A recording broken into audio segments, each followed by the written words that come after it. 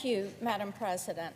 On November 10th, the 160th Special Operation Aviation Regiment lost 5 soldiers when their helicopter crashed during a training flight over the Mediterranean Sea. Their names are Chief Warrant Officer 3, Stephen R. Dwyer of Clarksville, Tennessee; Chief Warrant Officer 2, Shane M. Barnes of Sacramento, California; Staff Sergeant Tanner W. Groen of Gorham, New Hampshire; Sergeant Andrew P. Southard of Apache Junction, Arizona; and Sergeant Cade M. Wolf of Mankato, Minnesota. In honor of the brave Night Stalkers of 1st Battalion, Charlie Company, I want to recite a few portions of the Night Stalker Creed for the record, and I'm quoting. "Service in the 160th is a calling only a few will answer, for the mission is constantly demanding and hard. And when the impossible has been accomplished, the only reward is another mission that no one else will try. I serve with the memory and pride of those who have gone before me, for they loved to fight, fought to win, and would rather die than quit." End quote. I ask unanimous consent to include in the record the complete Night Stalker Creed. Without objection. On behalf of all Tennesseans, I want to offer my prayers and support to those soldiers' families and to the brave men and women of the 160th. Their motto is, "Night Stalkers Don't Quit." And I would encourage my colleagues to join me in supporting them as they bring the spirit of those words to bear against our enemies around the globe. I ask that the remainder of my remarks be placed separately in the record. Without objection. Thank you, Madam President. Every year I visit all 95 counties in Tennessee, and while the expectations of local leaders vary from urban to suburban to rural areas, 2 things remain constant. They expect lawmakers to act in the best interest of the American people and to act in good faith.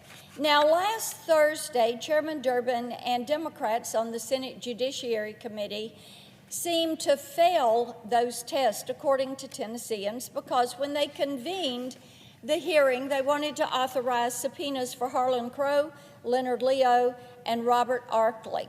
Now, the claim was this is all about transparency, but the only thing that they're willing to be transparent about is the contempt for the Supreme Court and for the American people who still believe in the importance of the U.S. Supreme Court. Now, if they cared about protecting the Supreme Court, they would have shown more concern about the death threats against the conservative justices that were coming from the far left wing of the Democrat Party. There's no good faith to be found here.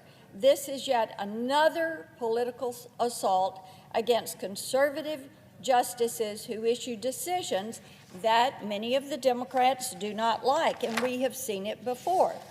So they take this approach. If you can't pack the court, rewrite the ethics rules. If you can't rewrite the ethics rules, just use the Senate to launch a mass prosecution of your political rivals, in an effort to force my colleagues to show the American people where Democrats truly stand on protecting the country's best interest. I proposed a few amendments of my own to that subpoena authorization. Well, those amendments proved to be a little bit too politically inconvenient for the chairman. So, here are the amendments that I proposed and things Tennesseans have wanted answers to. Now, this summer, we learned that Justice Sotomayor's staff had been pressuring the public institutions that host her speaking engagements to buy her books. She got a $3 million book advance, not reported. She's made $4 million on the sale of the books. We also know that she has refused to recuse herself in not one but two copyright infringement cases that involve the publisher of her books. So I filed an amendment issuing subpoenas to her staff and her publisher so we can get to the bottom of this ethical conundrum. I also proposed we subpoena Jeffrey Epstein's estate to provide the flight logs for his private planes. Given the numerous allegations of human trafficking and sexual abuse surrounding the late Mr. Epstein, I believe the committee has an interest in identifying everyone complicit, no matter their political affiliation. And we also need to get to the bottom of the investigation into Elon Musk. We know that the Biden administration gets nervous at the thought of conservatives speaking freely online. So it's no surprise they're trying to weaponize multiple federal agencies against Mr. Musk and his company.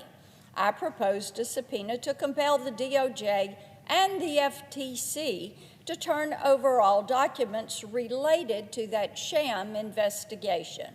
The far left is the enemy of free speech, and their hostility toward conservatives is on display in the form of their repeated efforts to take down President Trump.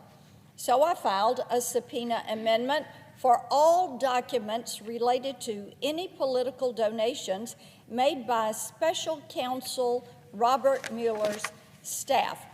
And for the executive branch, we have a couple of amendments that I filed. The first would authorize a subpoena for Secretary Becerra to come before the committee and explain to us how his agency has lost track of 85,000 unaccompanied children, migrant children who have come to this country.